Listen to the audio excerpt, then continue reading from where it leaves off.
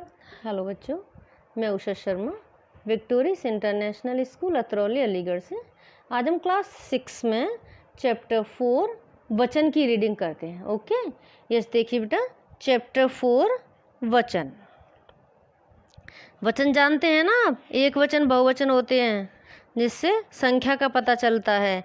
Yes देखिए, संज्ञा अथवा सर्वनाम के जिस रूप से उनके एक या एक से अधिक होने का बोध होता है वह वचन कहलाता है। ये मालूम चले कि वे संख्या में एक हैं या अधिक, तो वही क्या कहलाते हैं, वचन कहलाते हैं।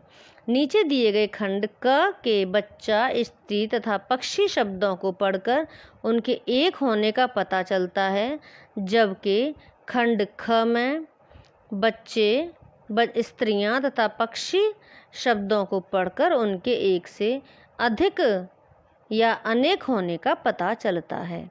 इससे यह स्पष्ट है कि संज्ञा शब्दों के कुछ रूप उनके एक होने का आभास दिलाते हैं तथा कुछ उनके एक से अधिक होने का आभास दिलाते हैं। देखिए, जैसे बच्चा पढ़ रहा है यानी एक है। इधर देखिए, स्त्री कुएं से पानी भर रही है, एक है। यहाँ देखिए स्त्रियाँ, यानी स्त्री से क्या हो गया, स्त्रियाँ, एक स्त्री, यहाँ एक से अधिक है। स्त्रियाँ कुएं से पानी भर रही, ये बहुवचन में है, ये एक वचन में। इस परिभाषा देखिए, शब्द के जिस रूप से उसके एक या अनेक होने का पता चलता है उसे वचन कहते हैं। वचन के भेद देखिए। एक वचन देखिए, इधर देखिए, शिक्षक ने पढ़ाया, घड़ी मेज पर रखी है, मैं खाना खा रहा हूँ, वह बाजार जा रहा है। इनसे एक का हमें ज्ञान होता है, तो एक वचन है। ऐसे संज्ञा सर्वनाम शब्द जिनसे उनके एक होने का पता चलता है वे एक वचन कहलाते हैं। यस बहुवचन, शिक्षकगण हमें पढ़ाते हैं, घड़ियाँ मेज पर रखी हैं, हम खाना खा रहे हैं, वे बाजार जा रहे हैं। यस देखिए, उपयुक्त वाक्यों में शिक्षकगण, घड़ियाँ, हम तथा वे सब इनके एक से अधिक होने का बोध करा रहे हैं। ये सब बहुवचन हैं। संज्ञा या सर्वनाम के जिस रूप से किसी व्यक्ति या वस्तु के एक से अधिक होने का बोध होता है उसे बहुवचन कहते हैं, और जहाँ एक के होने का बोध होता है वह एक वचन कहलाता है। अच्छा ओके, देखिए वचन का प्रभाव। यस, वचन का रूप विशेषण तथा क्रिया दोनों को प्रभावित करता है। जैसे काले घोड़े दौड़ रहे हैं, काला घोड़ा दौड़ रहा है। विशेषण पर वचन का प्रभाव। वाक्य में आए विशेषण शब्द भी संज्ञा के वचन से प्रभावित होते हैं। जैसे देखिए, एक वचन में काला घोड़ा दौड़ रहा है, अब बहुवचन में क्या हो गया, काले घोड़े दौड़ रहे हैं, ये बदल गया, यहाँ पे ये सारा बहुवचन में बदल गया। अब देखिए क्रिया पर वचन का प्रभाव। वह आया, वह एक है, आया यहाँ पर क्रिया है। अब वे आए, वे बहुवचन बन गया, क्रिया बदल गई, आए। बच्चा पढ़ रहा है, बच्चा एक है, पढ़ रहा क्रिया है। और बच्चे बहुवचन हो गया, बच्चे पढ़ रहे हैं, ये पढ़ रहे बदल गया।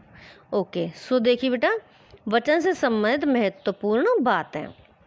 यस, कुछ शब्द प्राय ऐसे होते हैं जिनका प्रयोग सदैव एक वचन के रूप में ही किया जाता है, जैसे हवा, आग, आकाश, पानी, वर्षा आदि।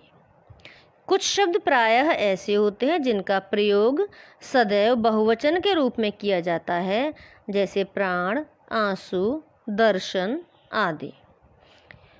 यस, अ, ई, ऊ तथा ऊ से अंत होने वाले पुल्लिंग शब्दों का वचन नहीं बदलता, जैसे मोर, घर, नगर, अ से अंत होने वाले।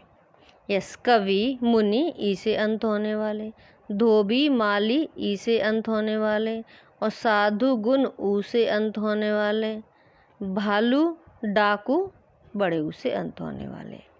संबंध सूचक शब्द जैसे दादा, मामा, नाना, मौसा आदि का वचन कभी नहीं बदलता। ये हम किस रूप में प्रयोग करते हैं? बहुवचन में। यह संबंध एक वचन के स्थान पर बहुवचन का प्रयोग। सम्मान सूचक शब्दों का प्रयोग प्रायः बहुवचन के रूप में ही किया जाता है। जैसे आप क्या कर रहे हैं, प्रधानाचार्य आ रही हैं, एक है पर यहाँ बहुवचन है क्योंकि सम्मान के लिए हमने बहुवचन लगाया है। बहुवचन के स्थान पर एक वचन का प्रयोग। कुछ जातिवाचक शब्द अपने एक वचन के रूप में बहुवचन का बोध कराते हैं। जैसे नागपुर का संतरा प्रसिद्ध है, तो एक संतरा थोड़ी संतरे, पर यहाँ क्या है? बहुवचन, एक वचन का प्रयोग किया गया है। अच्छा, ओके। परसर्ग सहित शब्दों के बहुवचन रूप। जब शब्दों के साथ ने, को, में, से, के लिए आदि परसर्ग का प्रयोग किया जाता है तो इनके बहुवचन रूप भिन्न होते हैं। ऐसी स्थिति में उनके साथ ओ, यो आदि जुड़ जाता है। जैसे देखिए, यस परसर्ग रहित एक वचन नदी बहती है, परसर्ग रहित बहुवचन नदियाँ बहती हैं, और परसर्ग सहित नदियों का जल सूख गया, नदियों का जल सूख गया। ये क लग गया इसमें। तोता फल खाता है, तोते फल खाते हैं, तोते ने फल खाए। ओके, इस देखिए, निम्नलिखित शब्दों के एक वचन तथा बहुवचन रूपों को पढ़ें और याद करें। याद करने के लिए है बेटा, यस, जैसे देख लीजिए, सड़क सड़कें, मेज मेजें इस साइड में हैं, कलम कलमें, दीवार दीवारें, ये बहुत सारे आपके ये सब क्या दिए हुए हैं? एक वचन से बहुवचन बनाने को दिया हुआ है। सो क्या करना है बेटा? आपको ये सब कुछ लर्न करना है। ओके, सो आप लर्न कर लीजिए बेटा। सो बाय बेटा।